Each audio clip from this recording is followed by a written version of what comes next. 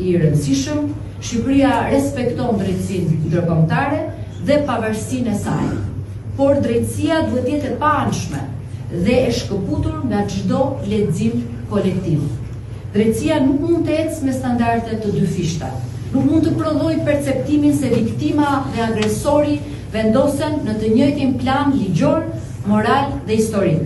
Lufta e Kosovës nuk ishte një luftë për pushtet, ishte një luftë për mbijetesë dhe për liri. Pas një periudhe të gjatë represioni dhe terrori sistematik ndaj popullsisë civile.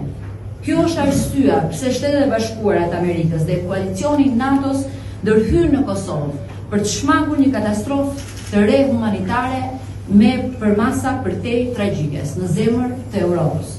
Prandaj çdo proces që lidhet me atë periudhë duhet të zhvillohet me vetdije të plotë për kontekstin, për disproporcionin e forcës dhe realitetin e krimeve ndaj popullsisë civile.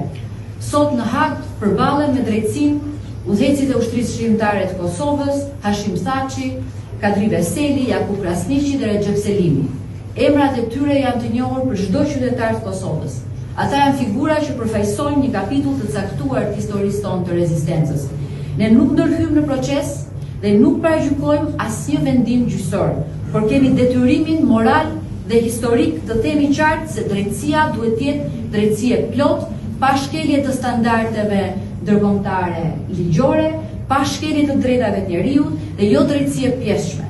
Ajo nuk mund të shkëputet nga konteksti i një lufte çlirimtare të një populli të tërë.